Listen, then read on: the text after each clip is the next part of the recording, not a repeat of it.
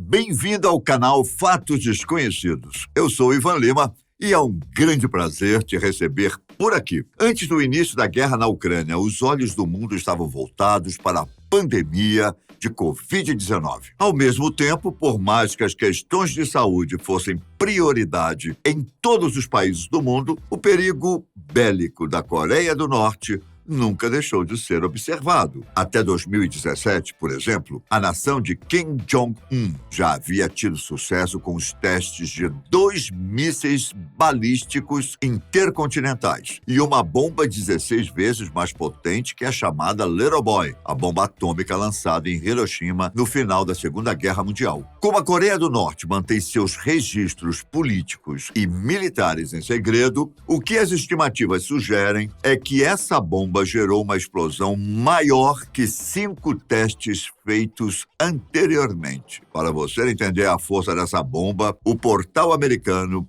Defense On explicou que, caso ela explodisse em Washington, a capital dos Estados Unidos, todas as pessoas que estivessem em um raio de 5 quilômetros sofreriam queimaduras de 3º grau. Já em relação às construções da cidade, o portal apontou que quase todas as estruturas residenciais no centro de Washington seriam destruídas. A questão é que não seria tão fácil quanto parece uma bomba norte-coreana atingir os Estados Unidos. Antes da ameaça nuclear se tornar um assunto muito comentado, os americanos já tinham desenvolvido uma série de sistemas de defesa para impedir qualquer tipo de ataque inimigo. O próprio sistema de defesa antimísseis do país funciona através de uma rede de vigilância global online, 24 horas, e com sensores espaciais, marítimos e terrestres. Além de ficar atento a qualquer possível investida contra o país, esse sistema ainda fica de olho na Coreia do Norte, em busca de qualquer tipo de sinal considerado suspeito. Para completar, os Estados Unidos também instalaram interceptadores de mísseis em várias regiões do planeta, como na Coreia do Sul, Guam, Japão e em navios da Marinha Americana pelos oceanos. Tudo isso sem contar, é claro, com as bases militares em territórios como a Califórnia e o Alasca, que conseguem interceptar mísseis com destino aos Estados Unidos. Não há dúvida de que todas essas informações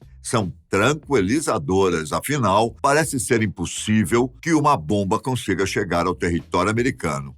Mas será mesmo? Uma resposta exata só seria vista na prática, uma vez que existem muitas variáveis que podem atrapalhar os planos de defesa. Sendo assim, imagine comigo o seguinte cenário. A Coreia do Norte acabou de lançar o míssil. Graças aos sinais infravermelhos, os satélites dos Estados Unidos conseguiriam detectar o objeto quase que instantaneamente. O alarme do centro de comando da base aérea de Schriever, no estado americano do Colorado, avisaria os funcionários em menos de 1 minuto. E por que essa base especificamente? Simplesmente porque ela é a responsável pelos satélites do Departamento de Defesa dos Estados Unidos. Enquanto o míssil fizesse o seu trajeto para cima em direção às camadas mais externas da atmosfera, o centro de comando da base de Schriever, assim como da base do Alasca, posicionariam seus radares para rastrear o míssil. Nesse momento, o objetivo é descobrir a velocidade, trajetória, altitude e o tipo de dispositivo o mais rápido possível. Com esses dados, a defesa americana conseguiria descobrir se haveria uma chance do míssil chegar aos Estados Unidos. As estimativas são de que demoraria aproximadamente 30 minutos para que ele atingisse o território americano e de 10 a 15 para chegar à Coreia do Sul ou Japão. O momento ideal para interceptá-lo é na fase de impulso. O problema é que o atual sistema de defesa dos Estados Unidos não possui equipamentos para esse tipo de interceptação. Nessa altura do campeonato, basicamente minutos depois que o lançamento for detectado, alguns países aliados já estariam sabendo da situação. Entre eles, o próprio Japão e a Coreia do Sul. O Pentágono e o Comando Estratégico dos Estados Unidos também seriam alertados. E esse último faria uma teleconferência de emergência com o então presidente americano, seus assessores, o secretário de Defesa de Estado e o Conselheiro de Segurança Nacional. O foco seria alertar o presidente e explicar as opções para lidar com a situação. Como estamos falando de algo emergencial, o líder americano teria cerca de 6 minutos para decidir o que fazer. Nesse meio tempo, o alerta dos militares americanos subiria para o nível Condição de Defesa 2, um nível que só foi alcançado uma única vez na história, no ano de 1962, durante a crise dos mísseis de Cuba. Assim que o lançamento de um míssil interceptador fosse aprovado, seria preciso escolher qual base estaria melhor posicionada: a base aérea de Vandenberg, na Califórnia,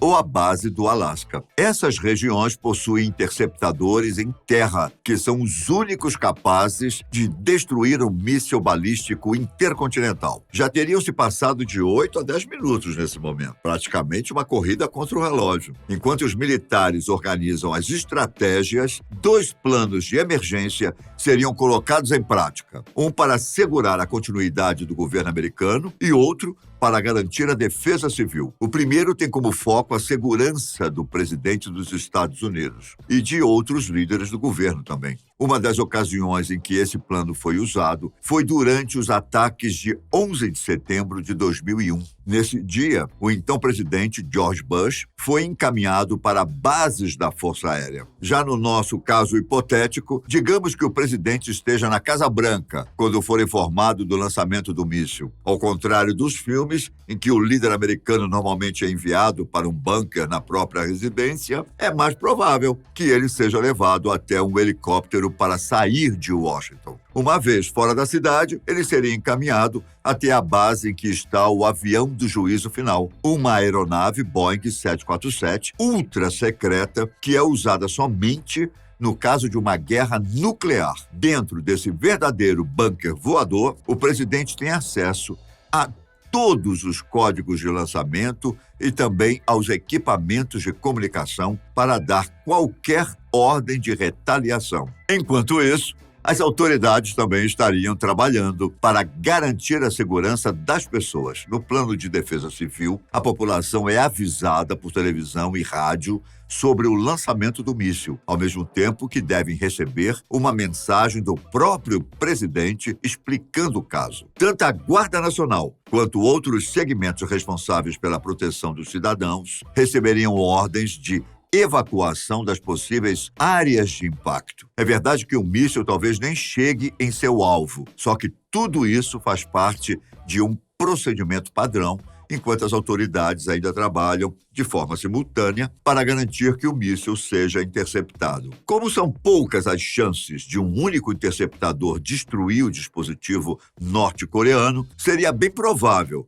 que os americanos lançassem vários interceptadores. Um deles seria o veículo exoatmosférico de destruição, que usa a força cinética para acabar com mísseis inimigos. Ele utiliza propulsores de foguetes, sensores e dados do centro de comando para se lançar em direção à ogiva e destruí-la entre 6 a 12 minutos. Se tudo corresse conforme planejado, o míssil norte-coreano seria destruído e o território americano ficaria seguro. A questão é que uma situação como essa é tão complicada que muitas vezes especialistas dizem que interceptar um míssil é como acertar uma bala com outra bala. Em 18 testes feitos entre 1999 e 2017, somente 10 deram certo. E o maior problema é que esses testes foram apenas isso: testes. Com aviso prévio e informações que garantiram o sucesso da interceptação. Além disso, os órgãos responsáveis pelos testes, como o Pentágono, precisam assegurar que esse tipo de interceptação não ocorra acima de regiões povoadas ou com embarcações logo abaixo, pois assim não há nenhum risco de que os destroços deixem pessoas feridas. Depois que a questão do míssil fosse resolvida, chegaria o momento de analisar possíveis retaliações. É verdade que talvez os Estados Unidos enxergassem a situação como propícia para atacar a Coreia do Norte com uma ogiva nuclear. No entanto, o mais provável é que os americanos não usem esse tipo de armamento. Os alvos seriam as instalações de produção de mísseis, os reatores nucleares e as plataformas de lançamento para impedir que os norte-coreanos intensifiquem seus ataques. Nesse meio tempo, Kim Jong-un seria transferido para um bunker, já que os Estados Unidos aproveitariam a situação para tentar tirá-lo do poder. Se os americanos atacassem primeiro, os especialistas acreditam que a China sairia em defesa da Coreia do Norte. Agora, se a nação de Kim Jong-un fizesse o primeiro lançamento, é provável que ela ficaria por conta própria. Claro que todo esse cenário hipotético poderia seguir por caminhos diferentes e causar destruições sem precedentes na história do planeta. É por isso que a melhor hipótese de todas é que as armas nucleares jamais sejam lançadas e que nenhum sistema de defesa precise ser usado. Eu fico por aqui. Um forte abraço e até a próxima. Tchau!